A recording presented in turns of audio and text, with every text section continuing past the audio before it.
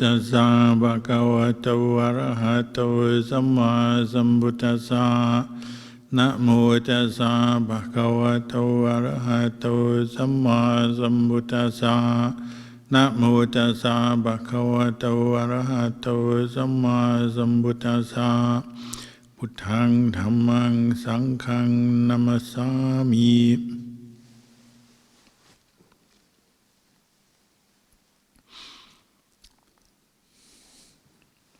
Blessings, good evening.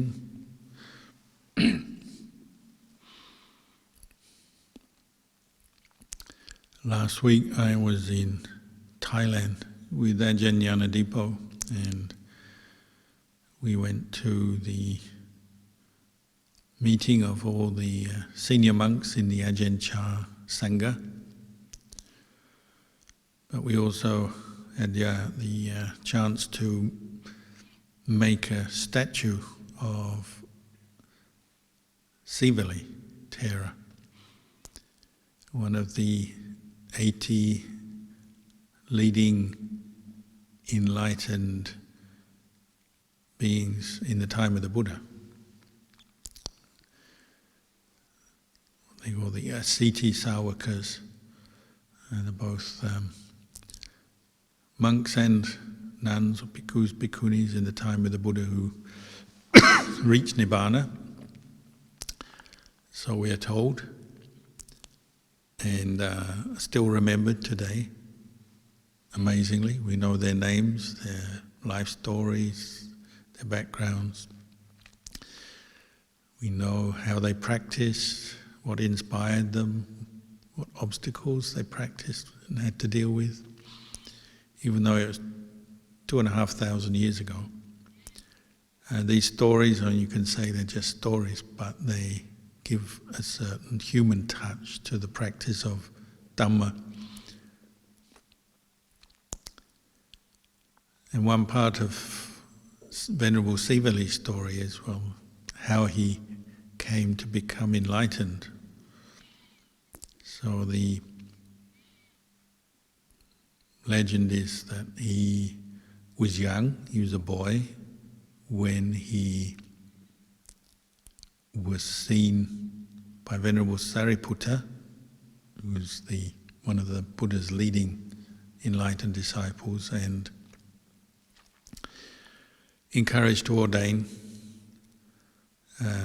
So sometimes they say there is some variation in the way the stories are told. Sometimes they say he ordained as a novice, as a boy, because if you're under the age of 20, you're not allowed to become a fully ordained Buddhist monk yet. You become a novice monk first. Some people say he became a monk, so there's some dispute, as you would imagine, because it's a long time ago. But there's general consensus that the day he ordained, as is the tradition, he was having his head shaved. He'd come forward, his parents had agreed to allow him to become a Buddhist novice monk. So he was having his head shaved prior to the ordination ceremony. And as he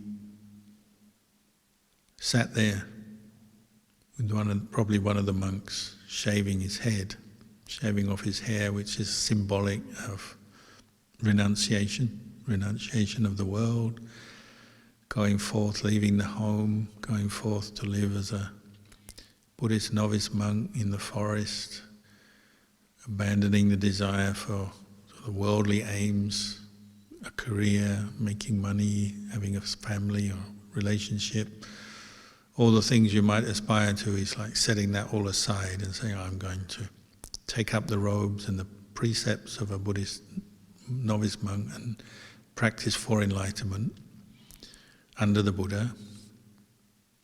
So he symbolically has declared that, and then they're shaving his head as a sign that he's becoming we say a samana, a recluse, a peaceful one who has renounced the world. And as his head was being shaved and he was contemplating the hair dropping to the ground. Little tufts of hair, when you shave someone's head, the monks know this, lay people maybe not, but much the same as if you have a haircut, they don't cut it all off in one go, they cut little tufts of hair and slowly remove the hair from your head, or at least style it if you're a lay person having a haircut. But as these tufts of hair were dropping to the ground, as they do, they drop on your shoulder, drop on your knee, drop on the ground. Venerable C contemplated the impermanence of his own body as expressed in the cutting of the hair. These tufts of hair drop to the ground, and the feeling, the perception, the view in his mind changed at that moment. From this is hair that's on my head, my hair, part of me, who I am, that self-identity, to this is no longer me, this is no longer mine, this is no longer part of me, this is just cut hair, something that just goes on the ground, mixes with the dirt, goes back to becoming earth, has no real use, and there's no more attachment or self-view associated with that hair. I think most people can at least, in a small way, understand that. But for him, it wasn't just a small recognition of renunciation or letting go of hair. It was his mind gathered together in samadhi, unified in samadhi, and became very peaceful, bright, free from distraction, free from the hindrances, and a deep, profound realization occurred that this body is not self. It's not a person, it's not me, not mine, it doesn't belong to me. And he had a profound insight and realized the Dhamma, they say, became enlightened. All the attachment, all the mental defilements rooted in delusion, so rooted in greed, anger, delusion, they dropped away. Perhaps he was repeating that insight, developing that insight many times as his hair was being cut, shaved. We don't know whether it was just once and then he had the insight, or a few times reflecting and then the insight arose. But they say it arose, so he started that action of having his head shaved, an unenlightened person, unawakened person, and he finished it fully awakened, fully enlightened.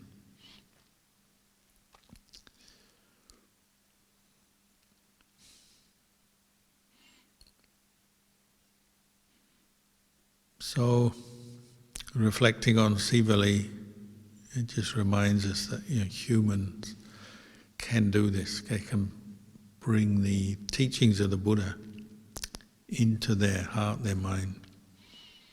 And these teachings, when developed fully, completely change the way we look at the world, the way we look at ourselves. And most importantly, we say pacify the mind, free the mind from stress and suffering by removing ignorance, delusion, which is the cause for craving and attachment, which is the cause for all the stress and suffering we experience. And what is it that removes the cause of suffering from the mind? It's seeing the truth, knowing the truth. What causes suffering is delusion, ignorance of the truth. What ends suffering is seeing the truth, knowing the truth.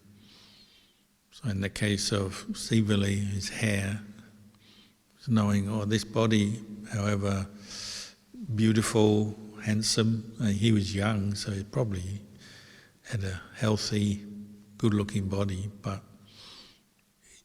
his insight was so developed, so clear, he went beyond this, just the superficial appearance of his own body, and realized in a very profound way that this body is not self, and it's not to be clung to as self. It's impermanent.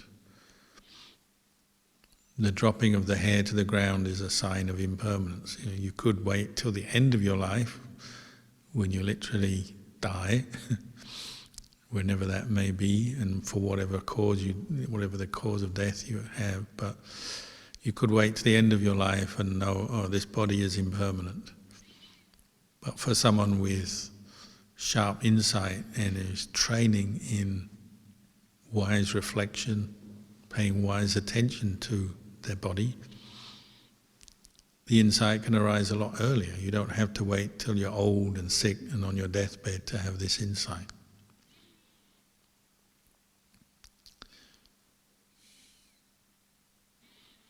One of the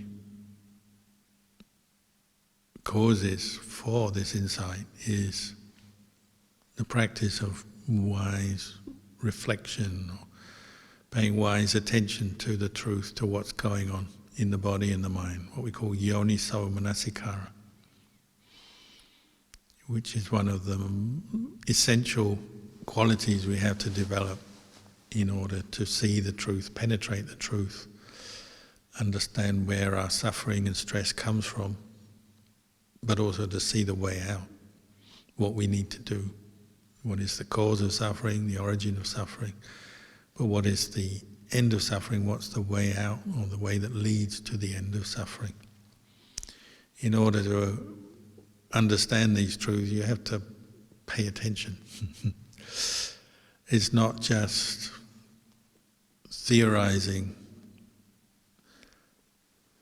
it's not just philosophizing, although there may be a role for that in the beginning of our practice. Reading and hearing the Dhamma, we gain the theory, the theoretical knowledge, the ideas, the concepts that the Buddha and then subsequent teachers have passed on.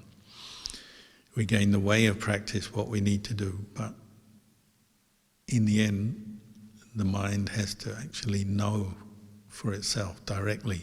It's direct experience. And something like observing hair drop off the head, maybe if all the conditions are right and the mind is in the right mode, open enough, awake enough, then that can be enough for one to realize this truth. But probably Venerable C had, prior to that, many moments of yoniso manasikara, wise reflection, giving wise attention, thorough attention. There's different aspects to this phrase, yoniso manasikara. Yoni means the root or the origin. So one aspect is going back to the cause of things, the origin of things. So if you want to root out the delusion that hides the truth or stops you from being free from suffering, you have to go back to the cause of things in your thinking, in the way you look at your experience. Theory is not enough. Having an idea, that's something you can start with, but you have to actually follow through in your experience of this body and mind in order to see the way it is, to know the way it is. So part of this practice of wise reflection or wise attention, cultivating it, is going back to the cause, the origin of things. Sometimes the Buddha's Dhamma is described like that, like when Venerable Sariputta was a layman practitioner. He was already practicing meditation, just like you. He's a lay meditator, but he wasn't yet a monk. When he met his teacher, first teacher, who wasn't the Buddha, it was Venerable Assaji, one of the Buddha's first enlightened disciples. He asked for a teaching, and Venerable Assaji wouldn't give him one. He said, "No, I'm not the teacher. The Buddha is the teacher, go and ask him." But he was persistent because he had this love of truth and he was training in reflection, paying attention, learning. He was willing to learn, he wanted to learn. So he's persistent. He said, well, give us a little bit then. If you won't give us all the Dhamma, all the teaching, just give us a little bit, a taste of Dhamma. And for some people with sharp intellect and a peaceful mind, maybe just a taste of the Dhamma is enough. So he said, well, the Buddha, there's all things that arise from a cause pass away. And the Buddha has said what the cause of all that arises is, and all that passes away, he said what the cause of that is as well. He explained the nature of, you might say, the world, or the universe, conditioned things. They arise, they pass away. And that was enough for Sariputta, the layman, Upatissa was his name, to see the Dhamma, become a stream enterer, cut off this Sakkaya Ditthi, this attachment to the body, seeing it as a self, believing the body, this person, this personality, the person we call a name. So his name was Upatissa. It was enough for him to abandon self-view at that moment. Became a stream enterer, Sotapanna.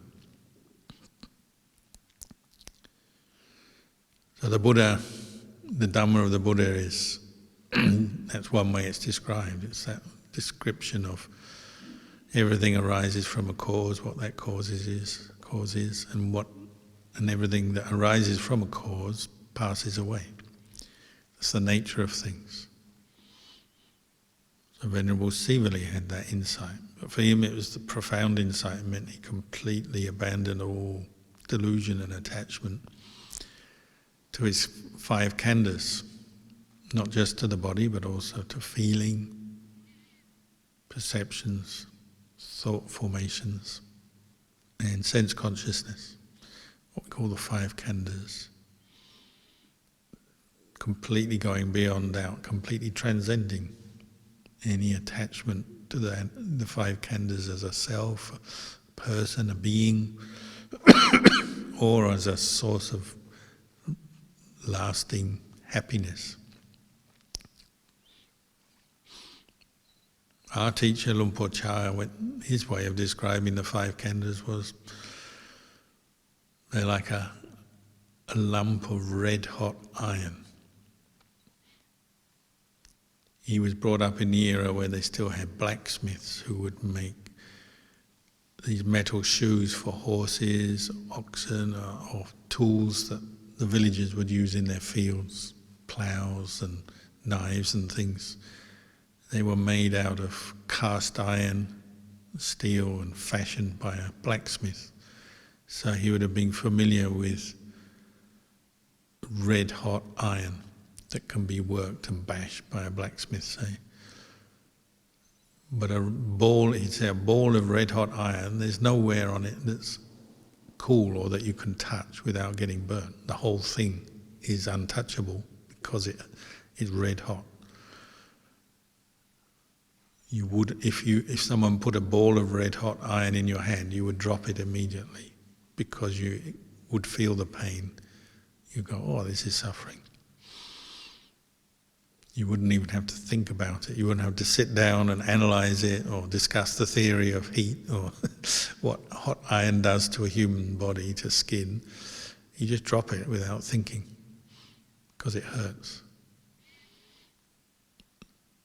Ajahn Chah compared the 5 khandhas to that. The body, feelings, perceptions, thought formations, sense consciousness. And he encouraged his students to look. He said, well, don't just believe me, look, is there anywhere in this body, this mind, this human being, this human personality that we are so attached to and cherish and identify with, is there anywhere on it, in it, on it, around it, that is not hot, that is not a cause for suffering if you attach? And he said, well, from his observation and learning, no, there's not. You attach anywhere to any little bit, it'll lead to suffering. It's hot.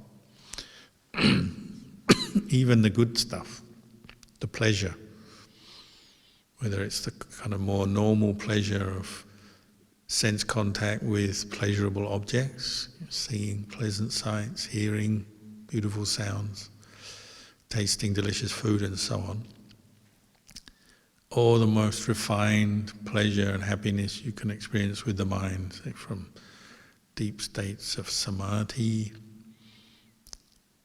delighting in the things of the world, the ideas, the concepts that the world has on offer, whatever view you hold, whatever belief, whatever amazing experience you have with this mind, it's still hot to the touch, still to be dropped, not to be clung to. And that was his reflection, and he passed that on. He said, well, look for yourself, try and find, is there anywhere in this human being personality that you can grasp and not get burnt? His answer would be no. No. For Venerable C,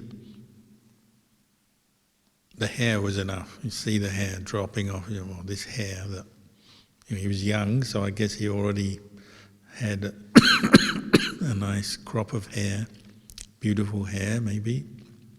Perhaps it was black hair, being in India. Beautiful black shiny hair, but dropping to the ground. He said, oh, that's clearly not me, not myself, not to be grasped at.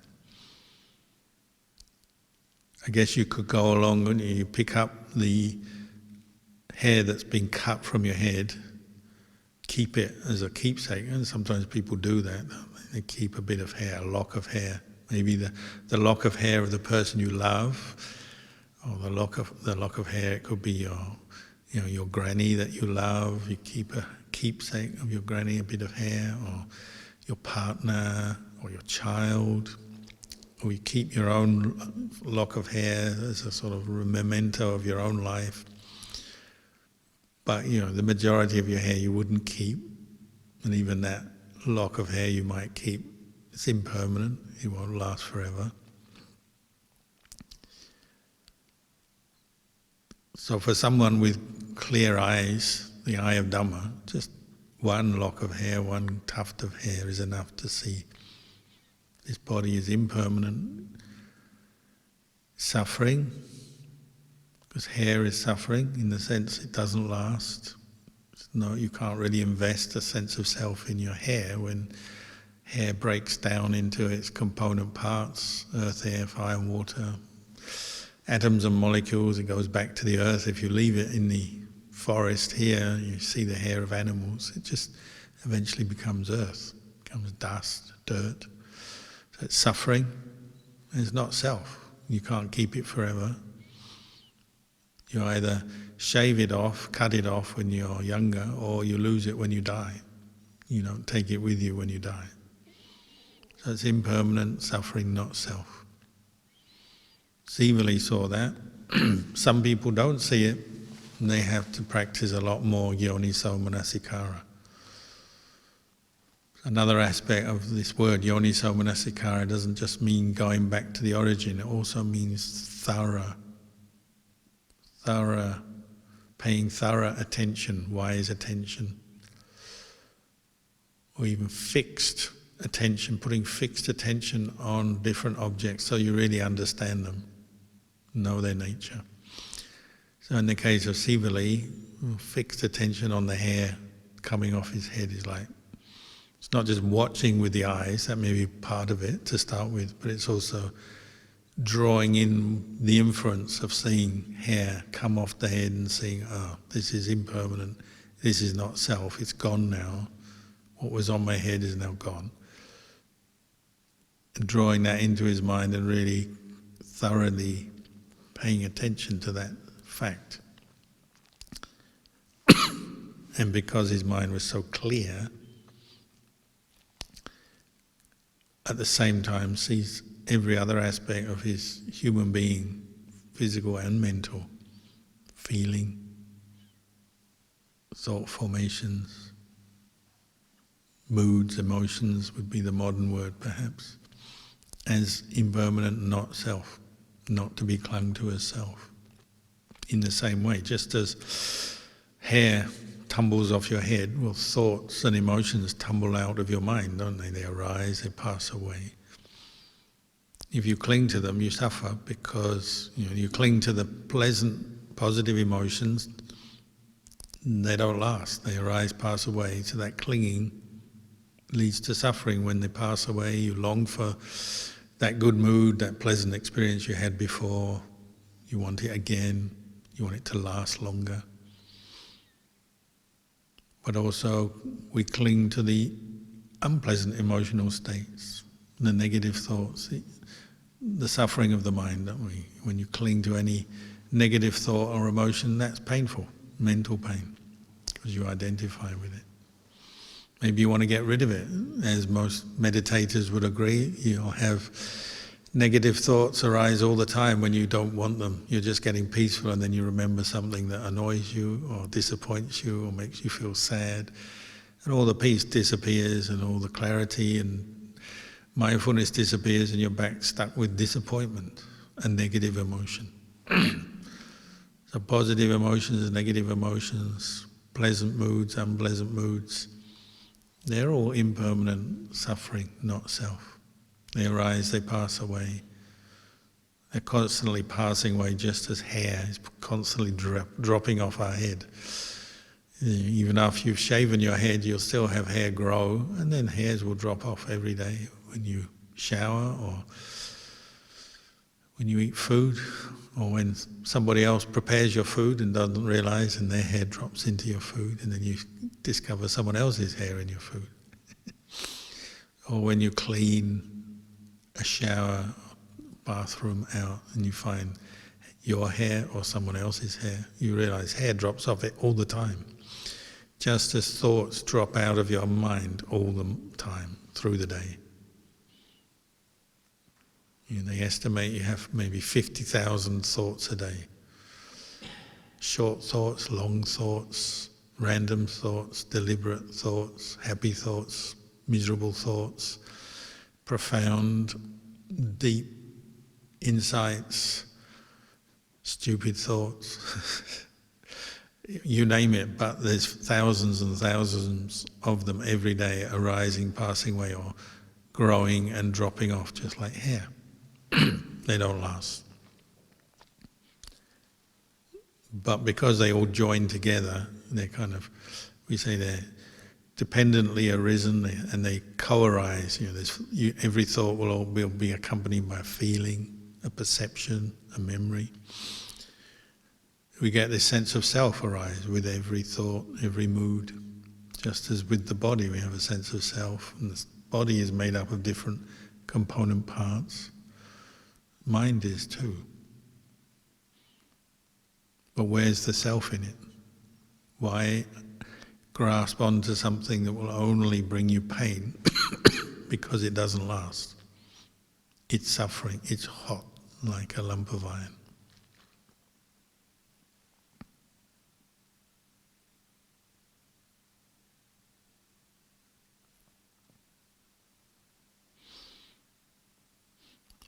Most people tend to remember Sivalingara for other aspects of his life. We say he's foremost in dana bharami,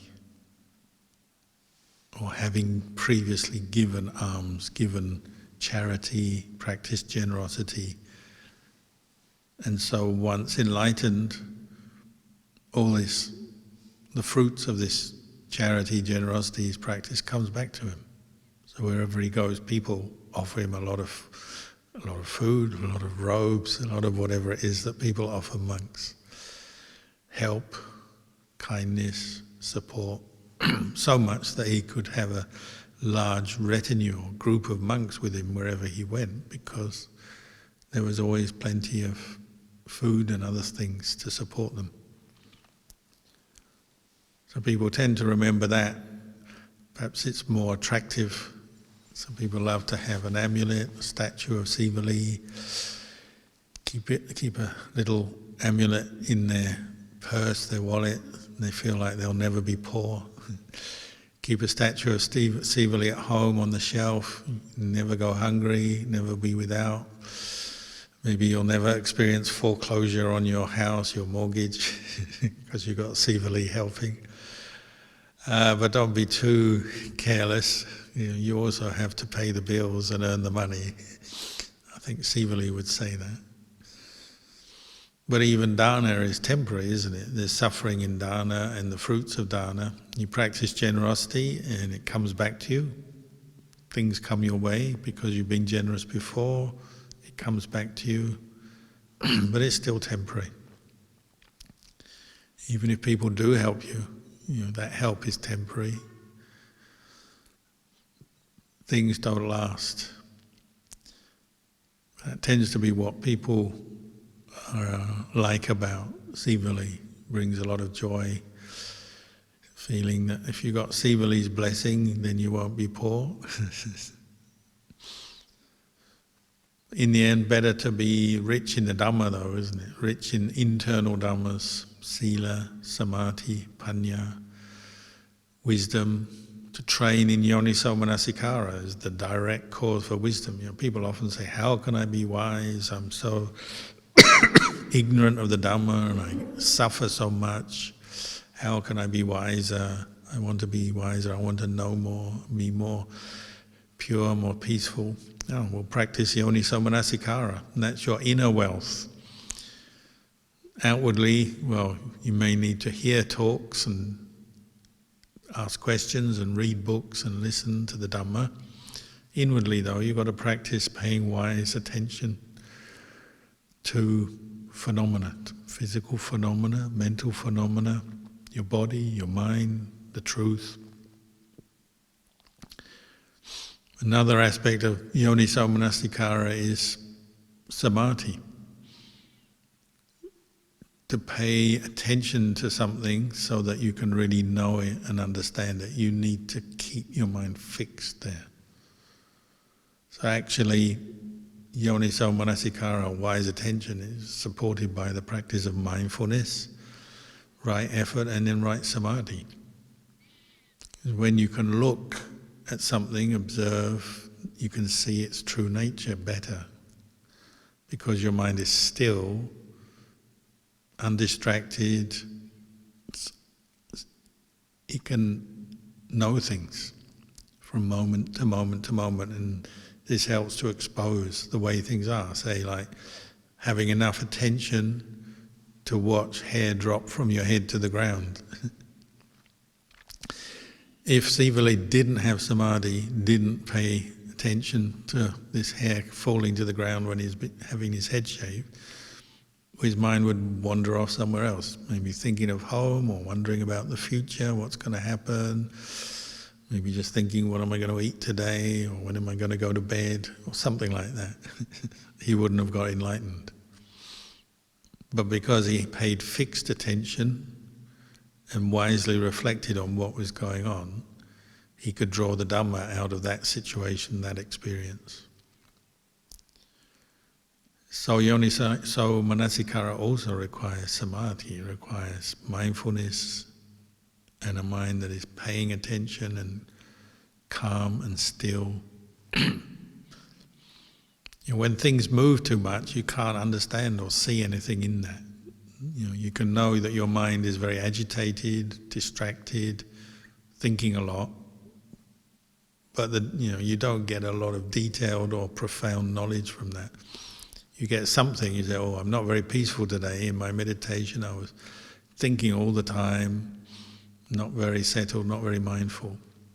You get a little bit of knowledge, so it's not totally without benefit, without gain, but you won't have a clear insight like Sivali if your mind is still moving all over the place, running after every thought, every emotion.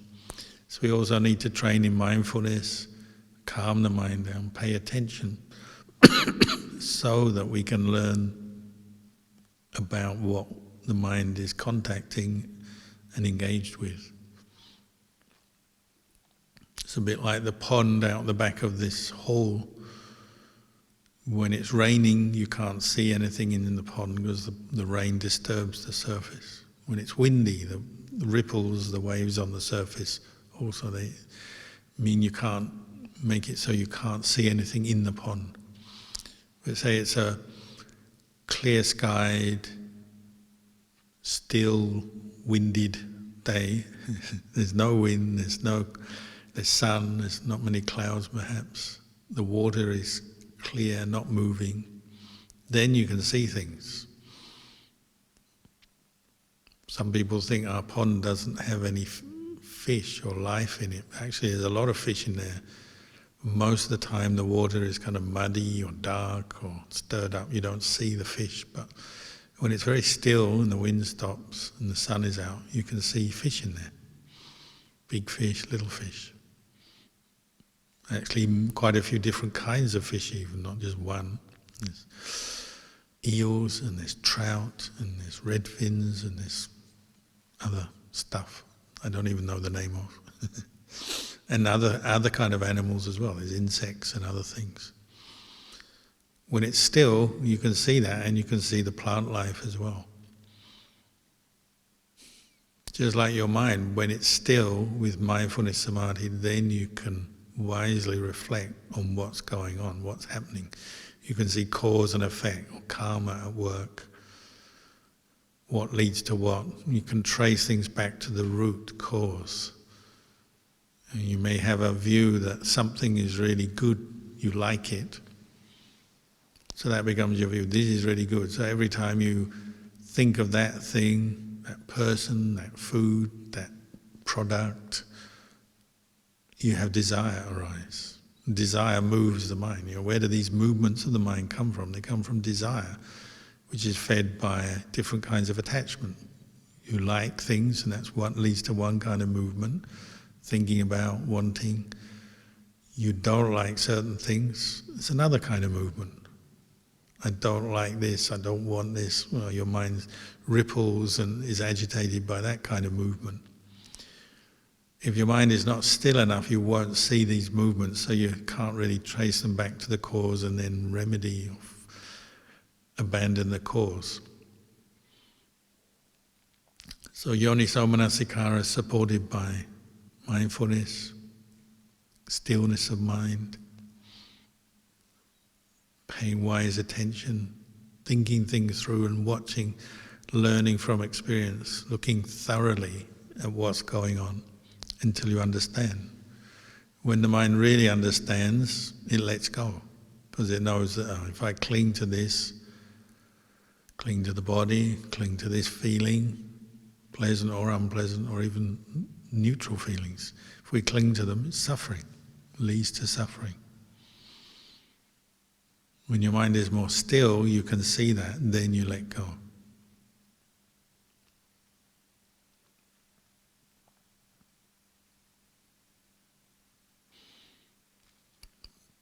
So they say the moment of enlightenment is just one moment. It's just one knowing, hair is impermanent, the hair drops to the ground and enlightenment happens. Seems very easy, very simple, instant, spontaneous enlightenment, but in fact it's the result of a lot of previous wise reflection, mindfulness practice, stilling the mind, composing body and speech, practice of sila, hearing the Dhamma, all the different parts of the practice have come together at that moment. So it seems spontaneous, but actually it's preceded by a lot of practice.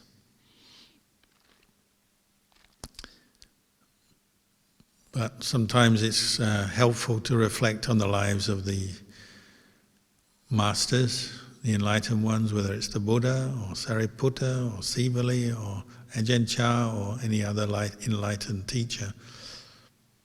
They help us just to remind us and inspire us. So I'll leave you with those reflections tonight.